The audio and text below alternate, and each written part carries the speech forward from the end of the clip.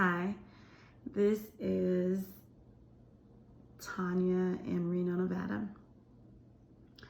So I just wanted to share with you guys like a healthy drink that I make. It is a lot going on in the world, as you know. So we need to try to clean our systems out a little bit. For the most part, the last couple of weeks, I have been, you know how when you're Target and you go through so much and you just focus on every little thing. Oh, this car and these people are doing this and that. It was like for a while, that's all I was doing. And then I just like overloaded and just stopped caring about what was going on around me. And I start just thinking as if I had a normal life to live. And I think when you go back to thinking like you're a normal person and you have a normal life, you kind of mess up in a lot of ways. Because when I did that, I kind of got back into old eating habits, kind of got back into old things that I once was doing. Not drugs or alcohol or anything like that, but just certain things, not getting as close as I should to the Lord. Because when you are going through that and you are paying attention to every little thing, you are more spiritual. You're off into God and the Bible and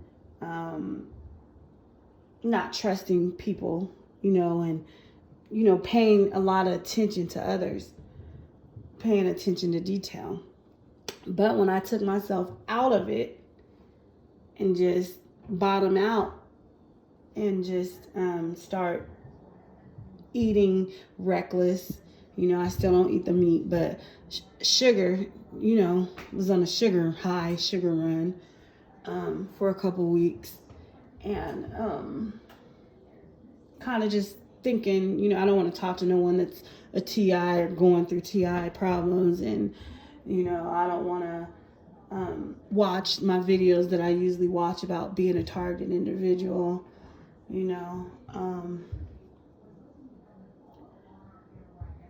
But I think when we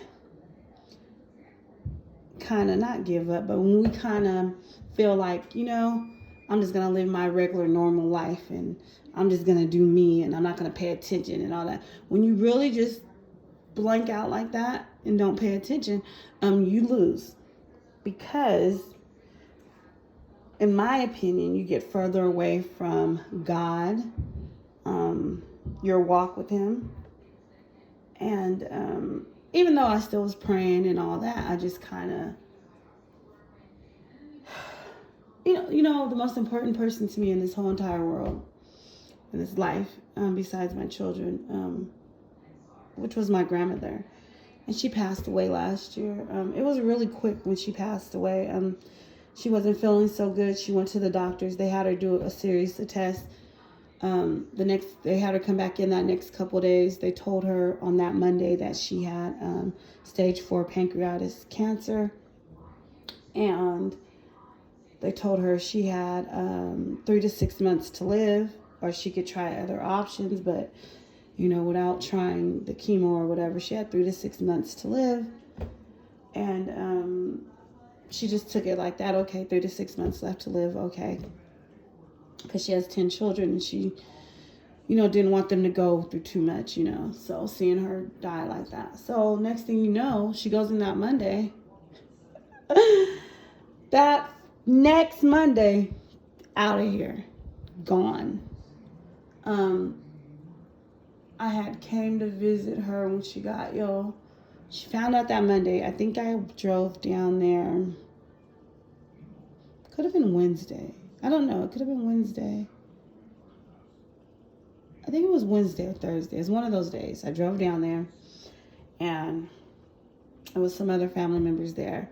I stayed the night there, and I feel kind of bad because when I went in there, she was, when someone's dying, they're coming in and out. So you still get glimpses of who they are as a person in themselves, because they're trying to stay in that right mind, and they're telling you, she was telling me, Tanya, I didn't know I was this sick. I went in, and then they said this and that, and I told her, I said, well, Grandma,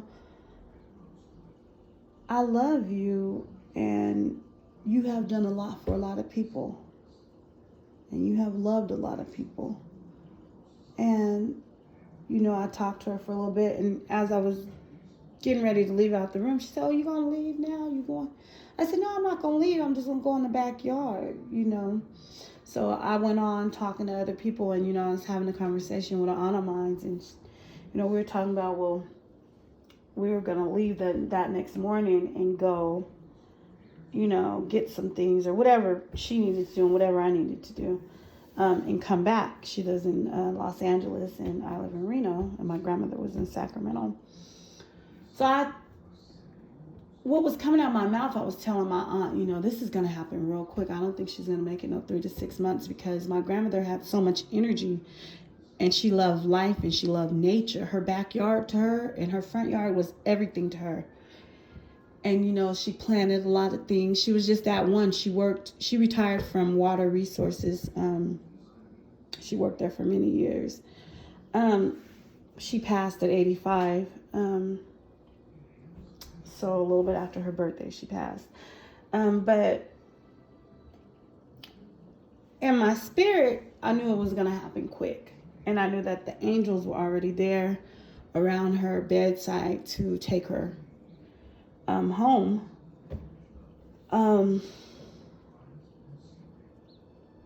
I never in my life seen her like that, just as weak as she was. But I didn't go back in to tell her bye when I left that morning or nothing. I didn't go back in and say, bye, Grandma, I love you, or nothing like that. She coughed a couple times. In the middle of the night, I was sleeping in the next room, and I was like, Grandma, are you okay? You okay? But,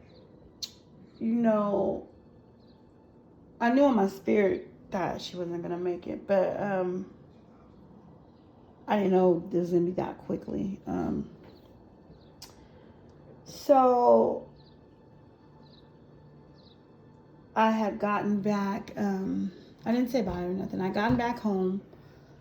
And I don't know what it was so important I had to go do back home for a couple days. But me and my mother weren't really talking at that time. But I had called her that Sunday. Because I was supposed to leave Monday morning. Was it Monday morning I was supposed to go out there? I was supposed to go out there sometime Monday, but I called that Sunday and talked to her, and I said, well, have you been to go see your mom? Because she's really ill. You need to go out there. I don't think she has long.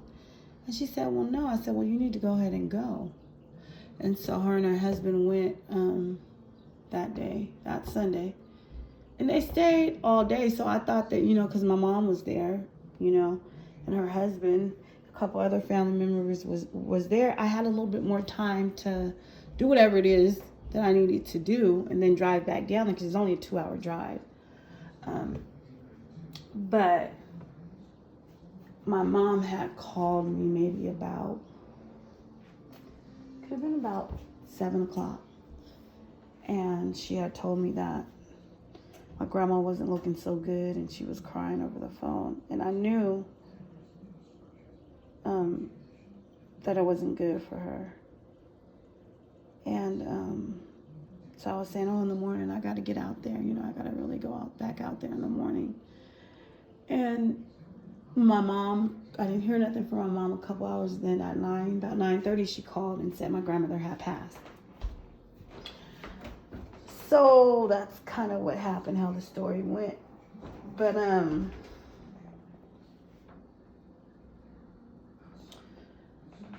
I didn't have enough time to really grieve her death.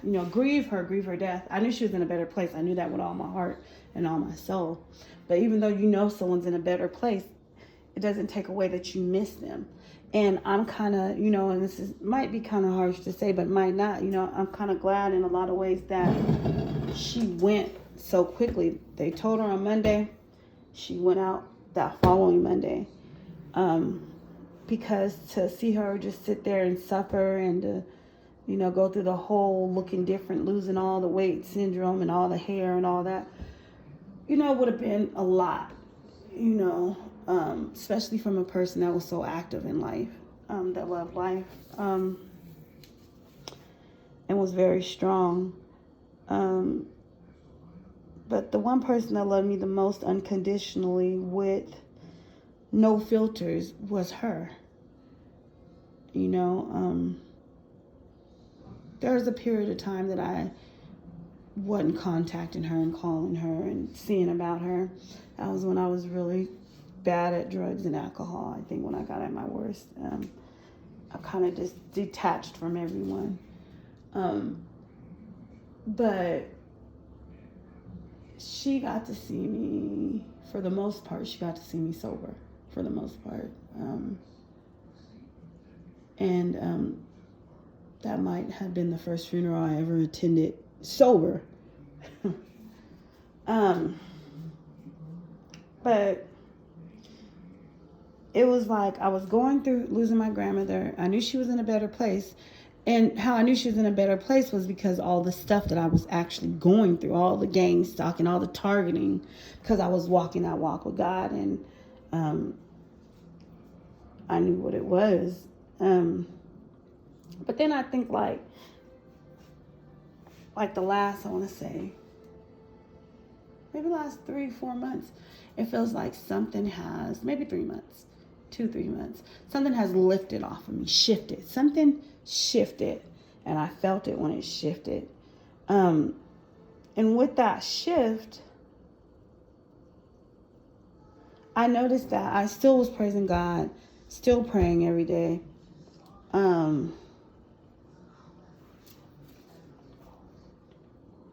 Still praying, but eating very poorly with that shift, with this last shift that I went through, eating very poorly.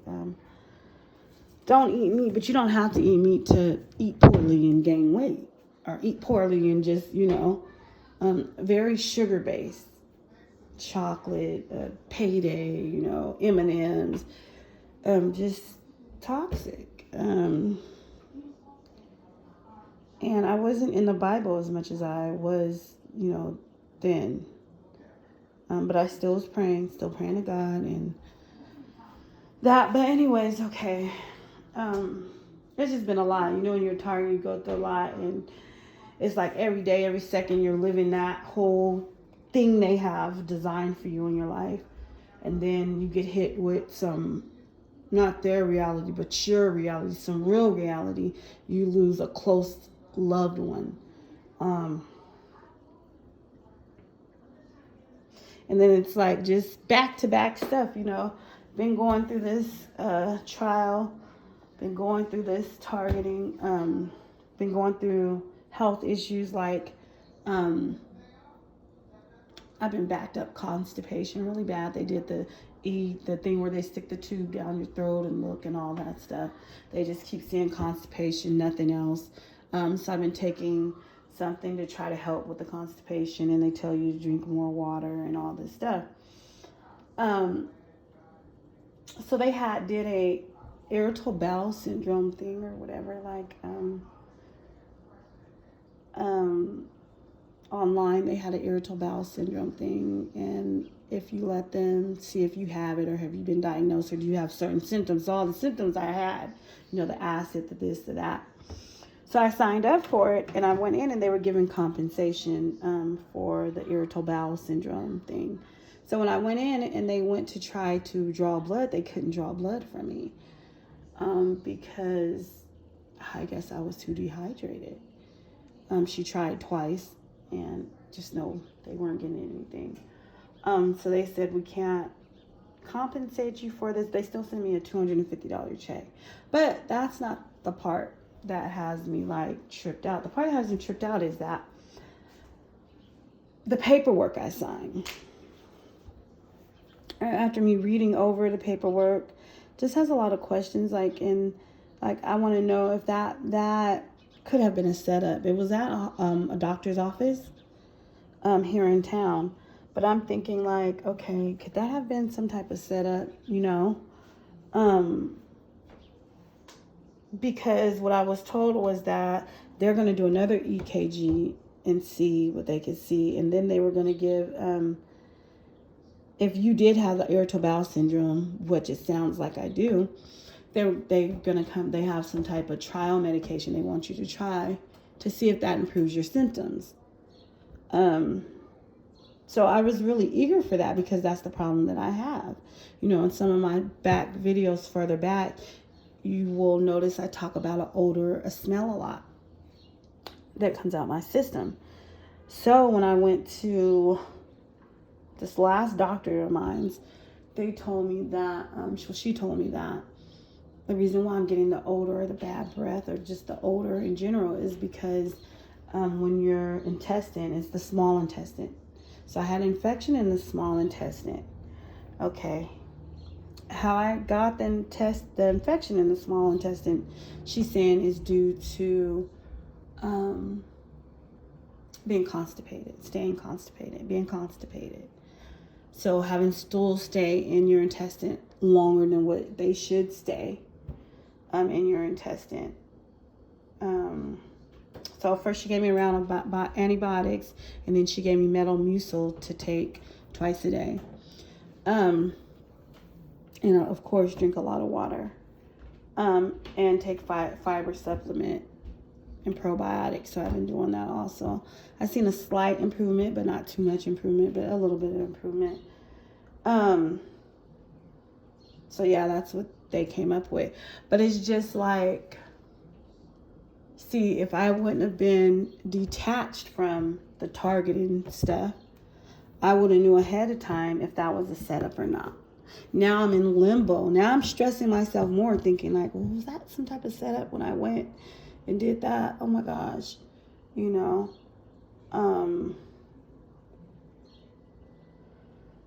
this has just been back-to-back things. Now we're having this coronavirus outbreak, and it's saying that people that are overweight or people that smoke or people that are diabetic or people that are this or people that have this immune, certain immune deficiency issues or whatever.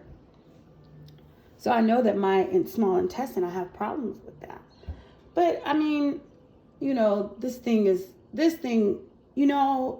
as TIs, if like I know, before I just broke loose of whatever was going on, like I said, something happened. It seemed like something was over for me. Like not over for me, but whatever testing or whatever I was going through in this trial of life was pulled back. Either because God pulled it back or I pulled it back. Whichever way it went. Because the targeting is still going on, but I, for some reason, am not solely set on the targeting like I was before that. I breathed and ate that. What was going on, how many cars are following me with one light, or they're honking their horn, or the blinkers are on or off, or I was so just on it, automatically on it. To now I'm just like kind of more way too relaxed, and I'm still paying attention, but it's just like, I don't know. But maybe all this, like a couple people put out videos like maybe this targeting was for this coronavirus thing, because now they want people on lockdown, in home and on lockdown.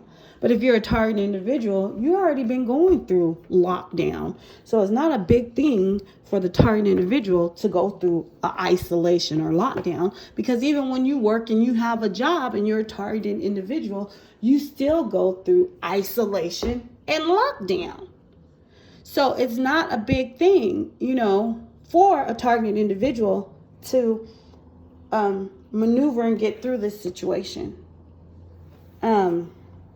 But it's a lot of scare of, and once it came out, the first thing I did, after listening a little bit and hearing what they're talking about, I prayed over it. I handed it over to God, prayed to God, because no matter, as you can see, they're saying that if you're this and this and that, you could die from it, or it's easier for you to catch, or you could die, or whatever the situation is. But that's not true.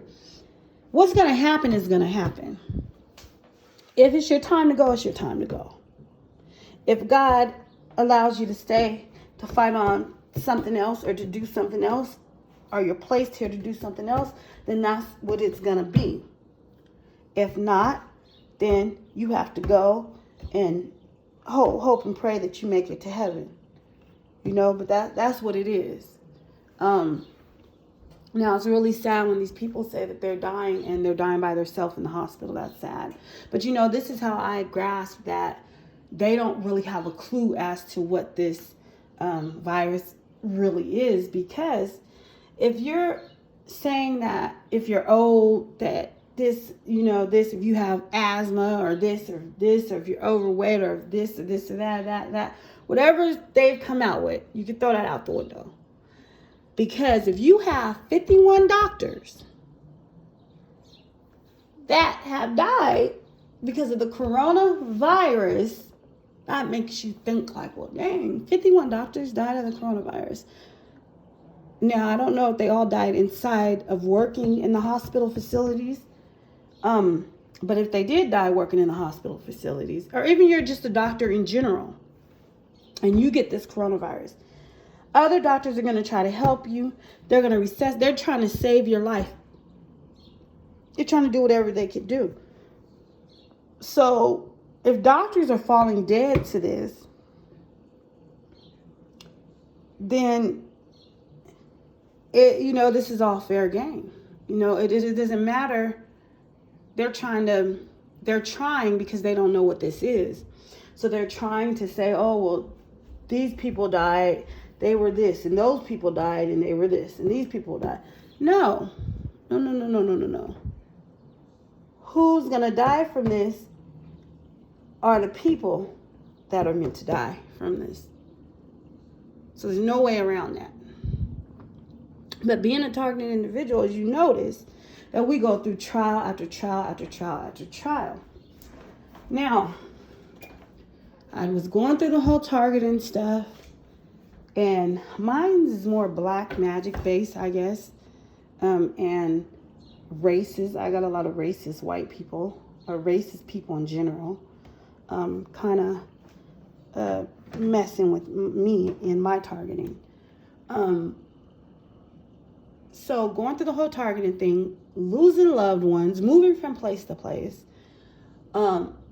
changing job, just trying to survive your whole situation. And now we get hit with this big master, illness. Is a lot, but I'm going to share a couple things with you guys today, like a drink that I kind of make that is kind of healthy. So let's see what I got. Hold on a second.